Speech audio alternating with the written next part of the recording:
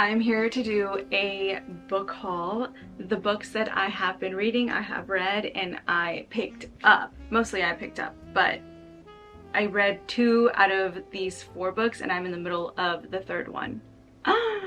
Which means that I have gotten out of my reading slump. I haven't really been an active reader in a while, and I'm gonna tell you that the #1 tip I will give you if you are someone who is in a reading slump and you want to get out of it, get a library card. All these books I got from the local library, actually from the LA library, and the LA County Library has so many libraries that it's so easy to get some books.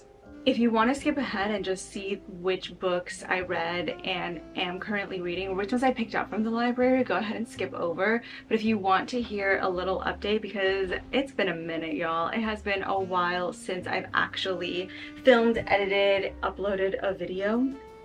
So first of all, like I said, I've gotten out of my reading slump, and I really sincerely feel like it has 100% to do with the fact that I got a new library card, and I've been actively picking up another one. But the bigger thing is that I found the genre of books that I wanted to read, and that currently is murder mysteries, but not in the way of, like, I used to listen to a lot of murder mystery podcasts, and I know a lot of the serial killers, but it's not in the same way, because that is a little bit more gory, a little bit more traumatizing, let me tell you that. Not that I'm not gonna go back and, like, I still listen to a few things here and there. However, these ones, especially the Gamashi ones, I'll talk about it a little bit more as I get into it, but Louise Penny has created such a beautiful series that I have just been completely invested in. Like, I'm reading a different book right now, and I am missing my little family of friends here. So library card and finding, like, the genre or the series that you just, like, fully are engrossed in. I've been reading a lot more, and I thought that I was going to actually be reading even more. Like, I set out a goal to read 12 books last year, didn't reach that at all. And this year I sort of set out to do the same thing, but I obviously, like, still hadn't. And by April, I think I had only read 2 books, which is, like, still pretty good, you know. There's no hurry, there is no competition. It was just a goal. And I am now at 11 books, and the year is not even over. So April is when I got my first library card, because I'd moved. I had one when I was living in Long Beach, but I moved, and so now I fully have the full access to a lot of the libraries out here in LA. And so I got my first book there, which was Kooky Spooky Love. I got a book. I got Kooky Spooky Love, a cute little maybe mystery book. It's nonfiction. Love a good nonfiction. So I rented out my very first book, and that was a romance novel more than a murder mystery, but there still was some murder mystery behind it. It was about ghosts, and I love ghosts.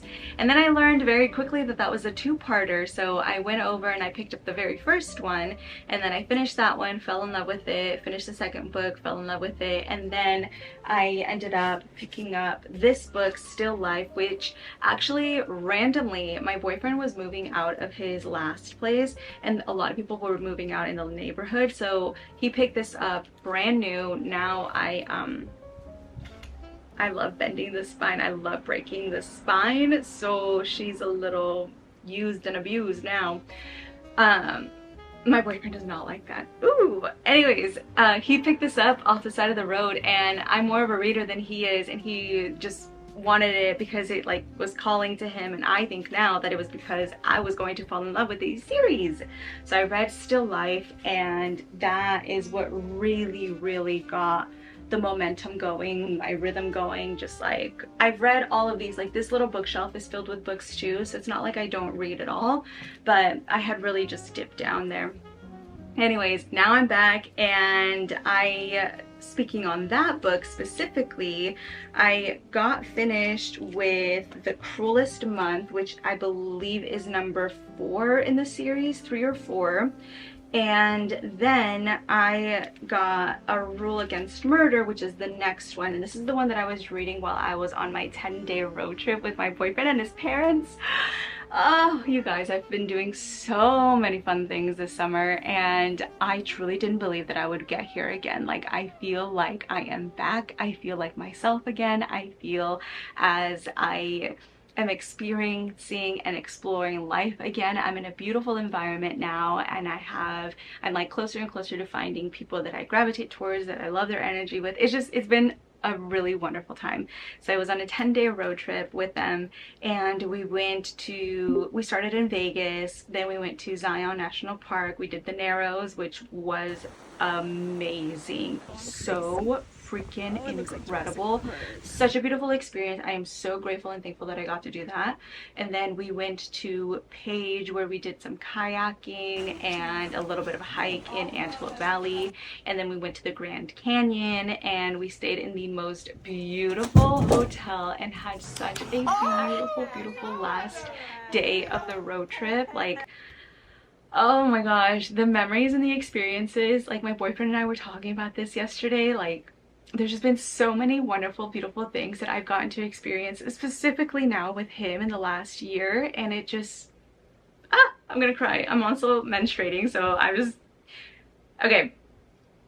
Anyhow, I didn't finish this on the road trip. I finished it after I got back, and again, just like, I love, I've noticed a pattern though in these books that a lot of the women are dying.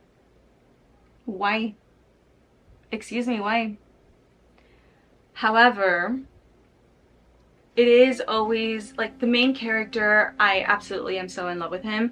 Gamashi the detective. He is written in a very warm and loving, positive light that I appreciate, and I have obviously just fallen in love with him more and more as I continue reading these books. And it's set in Canada, in a small little village of Three Pines, and it's the same people, it's the same little group of friends in the town that is there. And so it is just beautifully written. I suggest you try it out, see for yourself. Next, I picked up the book The Great Divorce by C.S. Lewis, who is the author of Chronicles of Narnia. I will be honest, I've never read that or watched the movie, but I understand the story, like I know the story. I couldn't remember that they had written that book, and as I was reading this, I think what attracted me was the fact that I was familiar with the name, but I didn't know who. And I also grabbed it from the library, but in the new arrival section. And as I was reading this, the syntax, the way they write is honestly, like, I haven't seen that much punctuation in a sentence in a very long time, since probably college years. And it reminded me again, or it's reminding me that grammar is so important, and that I love grammar and words and literature. And I'm not gonna lie, it's a little difficult to read because it is written so specifically.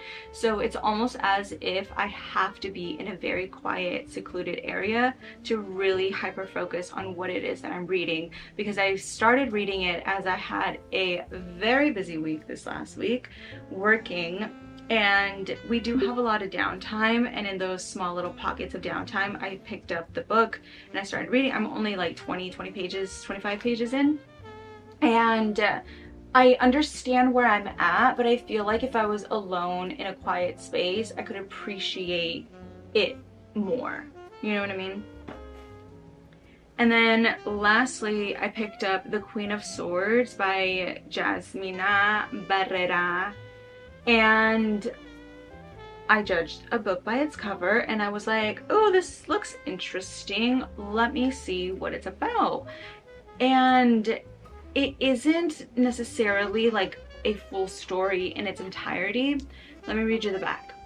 In what was at first meant to be just a short essay, Yasmina Barrera's deep curiosity keeps returning to the central question: who was the influential Mexican writer Elena Garro really? She was a writer, a founder of magical realism, a dancer, a devotee to the tarot and the I Ching, a socialite and activist on behalf of indigenous Mexicans. She was a mother and a lover who repeatedly shook off and cheated on her manipulative husband, noble literate Octavio Paz, and above all, she wrote with shimmering anger and glittering imagination. The Queen of Swords is a portrait of a woman that also serves as an alternative history of Mexico City, a cry out for justice and an homage to how each individual is ultimately unknowable. It transcends mere biography, supplanting something tidy and authoritative for a sprawling experiment in understanding, which was very interesting to me. And I thought I need to read more from Latinas, and this is the start. My goal is to read more books in Spanish, actually, so I can practice my Spanish and I can also practice the grammar of Spanish, because I can speak it. I grew up in a household that spoke Spanish. However, I think that I would categorize myself as a street talker instead of an academic speaker. It's almost as if I am translating from English to Spanish, which grammatically is not correct. So those were the 4 books that I am going to be reading next, and like technically these are the 2 last books that I am going to be reading, and I've already finished these guys. My most favorite right now out of this series, just circling back really quick, is the very first one, is Still Life. It was beautifully crafted. The beginning, like the first 40 pages, I was like, well, for the first like 3 to 5 pages, I was thinking, girl, you are throwing so many names at me, I cannot keep up. It's also a little in French, Canadian French. So it was a little adjusting, there was a little adjustment moment. But after that, super easy. That is all. Please let me know what you are reading, what you are planning to read, and what your favorite books have been this past summer. Thank you so much, and I will see you later. Bye!